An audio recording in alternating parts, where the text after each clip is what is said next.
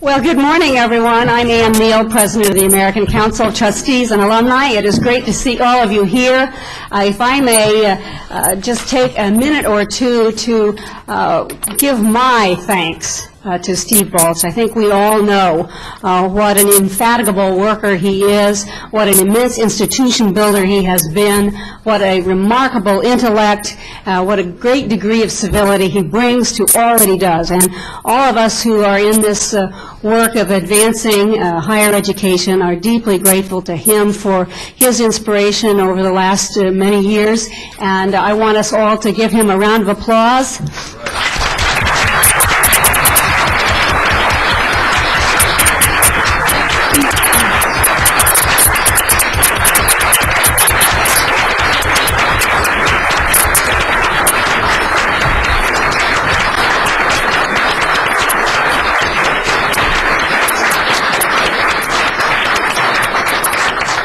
And I want to say also how we look forward to working with Peter, who I know will follow equally in those magnificent footsteps.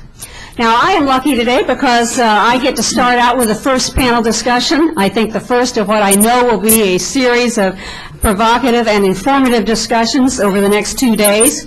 Our topic, as you see, is a portentous one, the changing political landscape of higher education. So I thought I would take just the first few minutes to take a look at that landscape.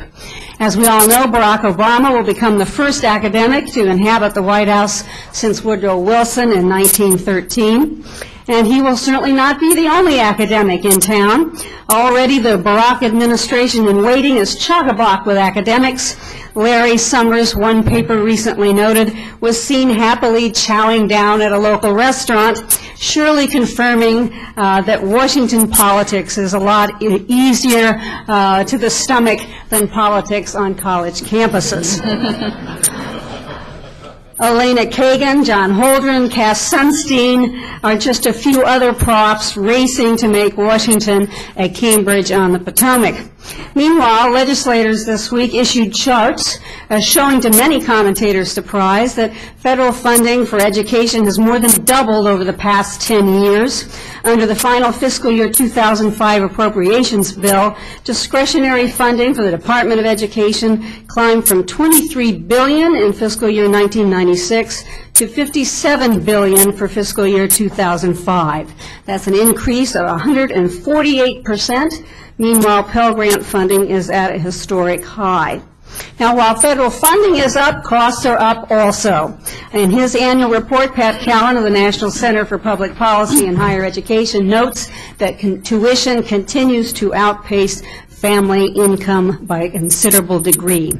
Now, the universities, of course, would have you believe it's not really tuition and fees going up, it's just everything else, whatever that may be.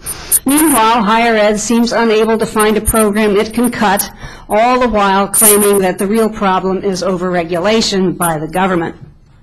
Against this backdrop, the Obama campaign has indicated it would pursue tax credits for higher education so long as students conduct 100 hours of community service every year.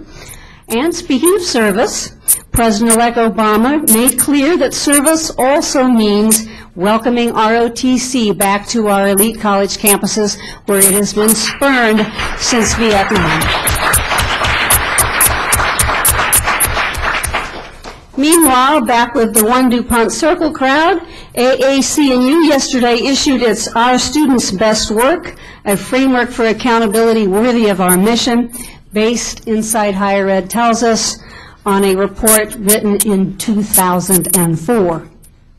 Are we actually entering a new political landscape, one that will address some of the vexing challenges of the past, ever-rising costs, coupled with disturbing signs that we are allowing more and more students to graduate unable to speak a foreign language, unable to understand American history and civics, or even to write a coherent sentence?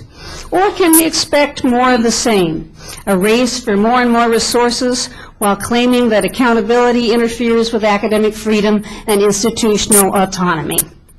Will the appointment of Arne Duncan, one that has been met with praise from both ACTA and the New America Foundation, be followed by the appointment of reformers at the post-secondary level? Or will, as some have suggested, the Obama administration fill the lower, less visible ranks with more ideological candidates. With the election of Barack Obama, will the American Academy move beyond race, class, gender, speech codes, and sensitivity training, as some have contended? Or will we abandon segregated housing and segregated graduation ceremonies? Or will we see even more of a focus on such matters?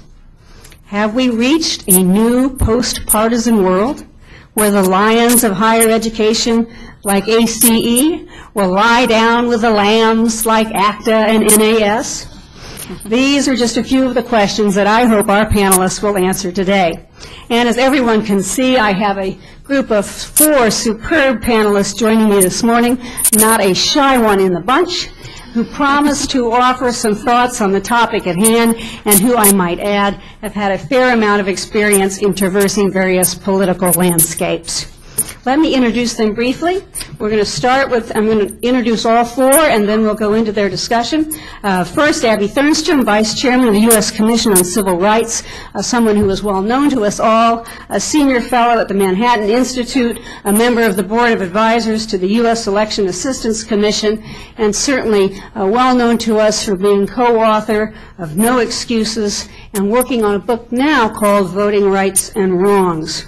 After her will be Greg Lukianoff, President of the Foundation for Individual Rights and Education, a graduate of AU and Stanford Law, an expert in the First Amendment, a blogger for the Huffington Post, and I always like to point out, winner of the inaugural Playboy Foundation Freedom of Expression Prize. He avows there were no bunnies in the audience, but I'm just not sure about that.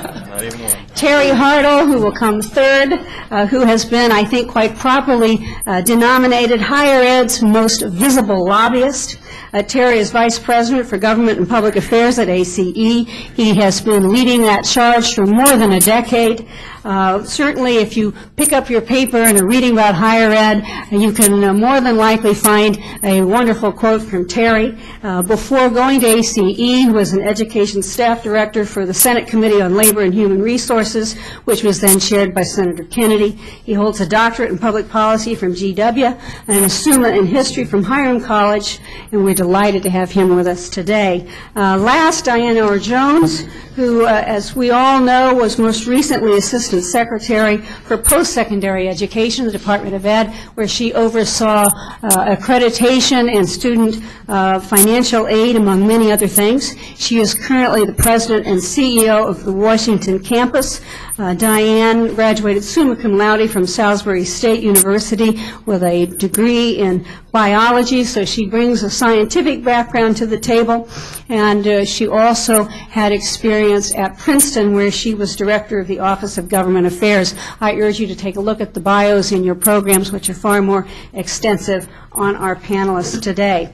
So with that, let me turn it over to Abby. What I'd like to do is have our panelists give their opening remarks. I'll give them an opportunity to agree and disagree with each other, and then we'll open it up to the audience. Abby, take it.